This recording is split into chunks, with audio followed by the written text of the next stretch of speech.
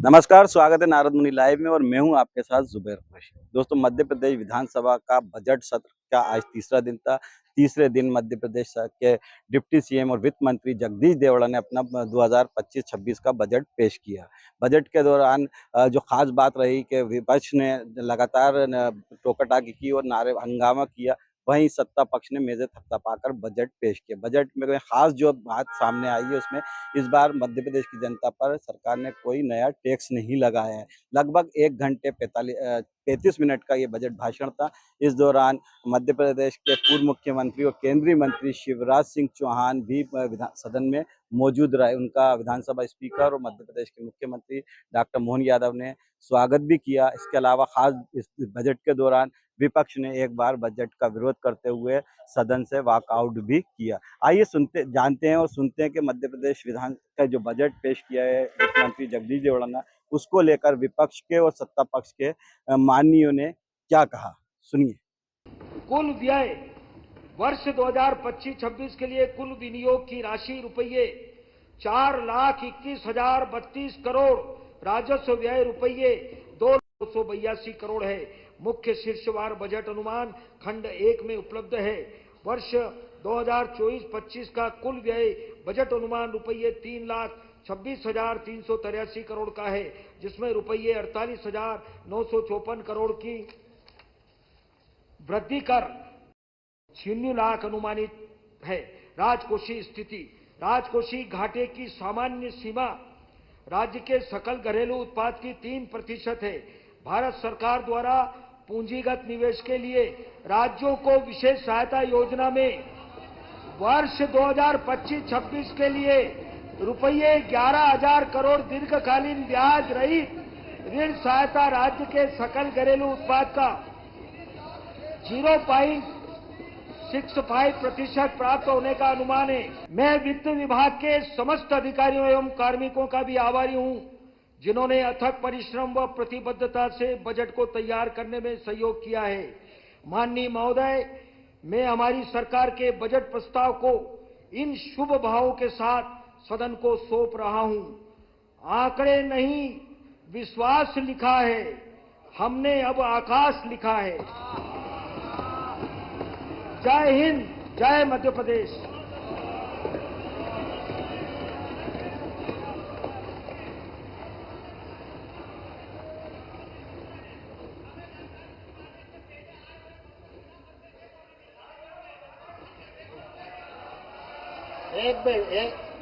एक वित्त मंत्री जी का पूरा हो जाना है। वित्त मंत्री जी का पूर्ण। अध्यक्ष महोदय, मैं राज्यपाल महोदय के निर्देशानुसार वर्ष 2025-26 के आय व्यय के उपस्थापन के साथ साथ मध्य प्रदेश राजकोषीय उत्तरदायित्व एवं बजट प्रबंधन अधिनियम 2005 के अंतर्गत यथापेक्षित राजकोषीय नीति का विवरण वर्ष 2025-2026 सदन के समक्ष रखता हूं।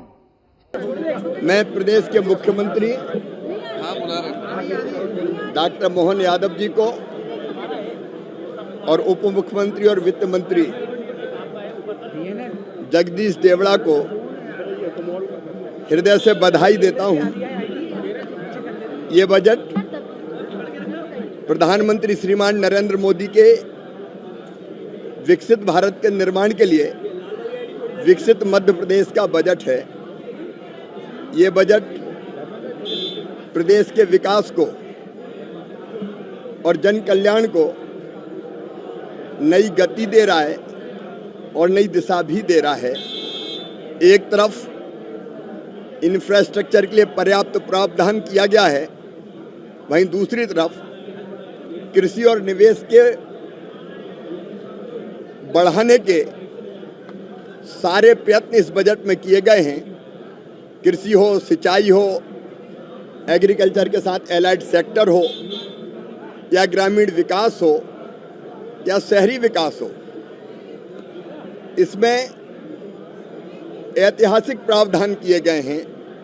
और विशेषकर महिला, क्योंकि लाडली बहना योजना हो या लाडली लक्ष्मी योजना हो या महिलाओं के कल्याण की बाकी योजनाएं, उनके लिए अभूतपूर्व प्रावधान इस बजट में है। किसानों के लिए, युवाओं के लिए और गरीबों के कल्याण के लिए। ये बजट निश्चित तौर पर मील का पत्थर साबित होगा।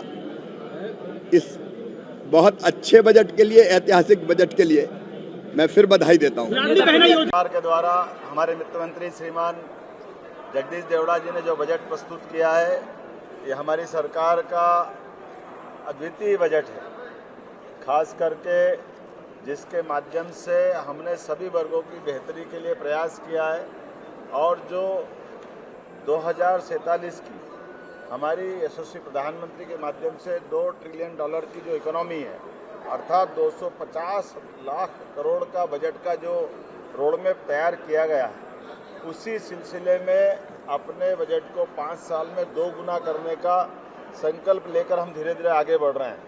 मुझे इस बात की प्रसन्नता है, इस दस्तावेज में केवल आंकड़े नहीं है, ये ठोस निर्धारित लक्ष्य है जिसके आधार पर व्यवस्थित प्लानिंग की गई है।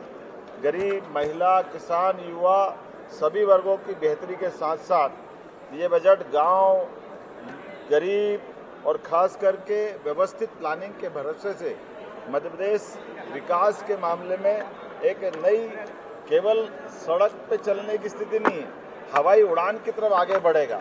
मुझे इस बात की प्रसन्नता है कि जहां इसमें सर्वहितैषी योजना के माध्यम से हमारा राजकोषी जो अंदाज है, जिसके आधार पर ये बजट को डबल करने का प्लान बनाया गया है, ये बजट पिछले बार से 15% ज़्यादा है, अर्थात 4,21,032 करोड़ का ये बजट है जो आज तक के सारे रिकॉर्ड से बाहर जा रहा है और एक अलग प्रकार की अपनी हमारी तरलता की, आर्थिक स्थिति की सुदृढ़ीकरण की बड़ी पहचान बन रहा है।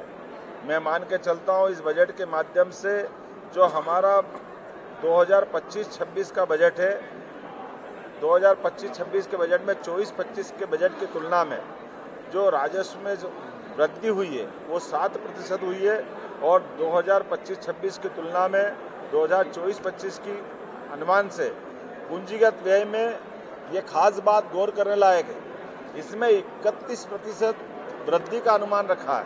हमारी निवेश की 31% का जो कल्पना की है, वाकई ये अद्भुत है। ये मान के चलो कि ये राज्य के आर्थिक दृष्टि से रीढ़ की हड्डी के रूप में काम करेगा। मैं मान के चलता हूँ कि 2025-26 में जो विभिन्न प्रकार के व्यय के बारे में जो प्रावधान किया है, ये 17% अधोसंरचना के लिए, इंफ्रास्ट्रक्चर के लिए हमने 17% की जो इसमें प्रावधान किए हैं, ये पिछली बार के 2024-25 की तुलना में 31% ज़्यादा है। 31% ज़्यादा रखने का मतलब है कि हम सभी प्रकार की व्यवस्थाओं में मूलभूत इंफ्रास्ट्रक्चर पर विशेष ध्यान दे रहे हैं। महिला सशक्तिकरण के लिए भी ये बजट एक बहुत अलग प्रकार का है। ये हमारा खास करके 6 वर्षों में जेंडर बजट का आकार 2 गुना हुआ है, ये उल्लेखनीय है। कृषि और संबद्ध क्षेत्रों में भी हम अपने 2 गुनी छलांग 6 वर्षों में लगाने की तरफ आगे बढ़ रहे हैं। उज्जवल भविष्य के लिए बच्चों के शैक्षणिक, सामाजिक, भावनात्मक, शारीरिक विकास सभी प्रकार से, अर्थात बाल बजट को भी 6 वर्षों में 2 गुना करने का इसमें लक्ष्य दिखाया गया है। लाडली लक्ष्मी योजना के माध्यम से भी हमने एक बार फिर जो अपनी बात कही है कि किसी प्रकार की धनराशि की कमी नहीं आएगी। 18,669 रुपये की राशि का प्रावधान अपने इसमें किया है। लाडली लक्ष्मी योजना, मुख्यमंत्री प्रसूति सेवा योजना, जल जीवन मिशन, जिसमें ड्रिंकिंग वाटर के लिए सब मिलाकर के लगभग 18,500 करोड़ की धनराशि इन माध्यम से भी रखी है। अटल कृषि ज्योति योजना के माध्यम से हमने 13,909 करोड़ का प्रावधान किया है। प्रधानमंत्री कृषक सूर्य योजना के माध्यम से लगभग 447 करोड़ की धनराशि इसमें रखी गई है। मुख्यमंत्री किसान कल्याण योजना के अंतर्गत 5,220 करोड़ की धनराशि, प्रधानमंत्री फसल बीमा योजना के माध्यम से 2,001 करोड़ की राशि, ये खासकर मुख्यमंत्री फसल उपार्जन योजना के माध्यम से 1,000 करोड़ का प्रावधान हमने इसमें किया है और समर्थन मूल्य पर किसानों की फसल पर बोनस का भुगतान के लिए भी 1,000 करोड़ का प्रावधान हमने रखा है। मुझे इस बात की प्रसन्नता है, कृषक उन्नति योजना के माध्यम से 850 करोड़ का प्रावधान और पहली बार लगभग ये हमारा 200% से ज़्यादा प्रगति करते हुए गौ संवर्धन और पशुओं के संवर्धन के लिए 505 करोड़ का, अर्थात गौशालाओं में भी प्रति गौमाता की रोजाना की खर्च की राशि 20 रुपये को बढ़ा करके 40 रुपया रोज करना और साथ ही साथ 5 रुपया प्रति लीटर पे बोनस चालू करना। ये अद्वितीय योजना है जो किसान की समृद्धि में फसल के अलावा अलग से बड़ी भूमिका अदा करेगी।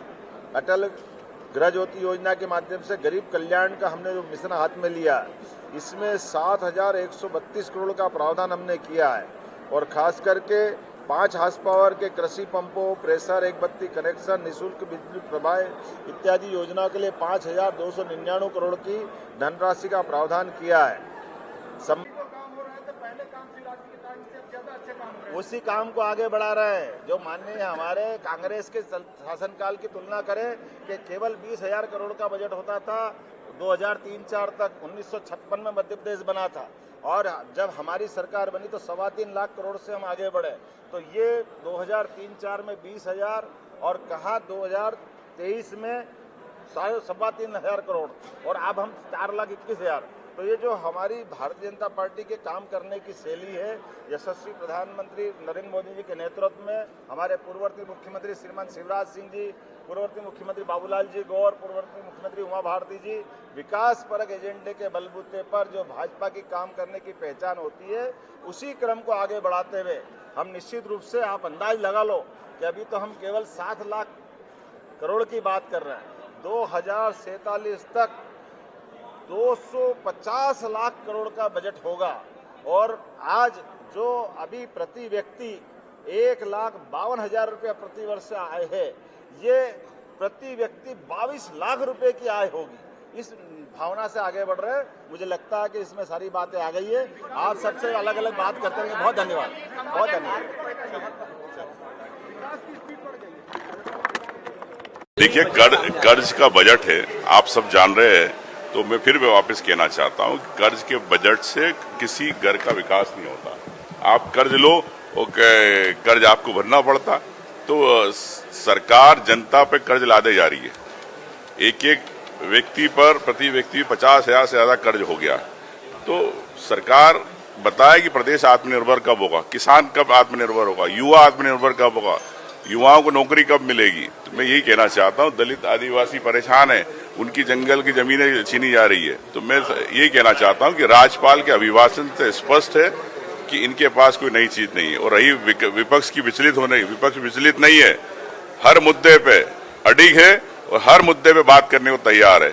आप सदन क्यों नहीं चलाते हो, आप क्यों छुपते हो, क्यों जनता के सवालों से। मुख्यमंत्री कह रहे हमने 21 गुना बजट बढ़ा दिया। 2,000 करोड़ आपकी सरकार में आती थी, कांग्रेस सरकार में 21 गुना इन्होंने बजट कहां से बढ़ाया, आय से बढ़ाया कि कर्ज से बढ़ाया, बताए मुख्यमंत्री। तो दोस्तों, आपने सुना मध्य प्रदेश विधानसभा के बजट को लेकर जो वित्त मंत्री जगदीश देवड़ा ने आज विधानसभा में पेश किया, उसको लेकर सत्ता पक्ष और विपक्ष के माननीयों ने क्या कहा। बजट को लेकर आपकी क्या प्रतिक्रिया है, अपनी राय हमें कमेंट करके जरूर बताएं। और ये वीडियो पसंद आए तो इसे लाइक करें, शेयर करें और हाँ, चैनल को सब्सक्राइब करना ना भूलें। नमस्कार, जय हिंद।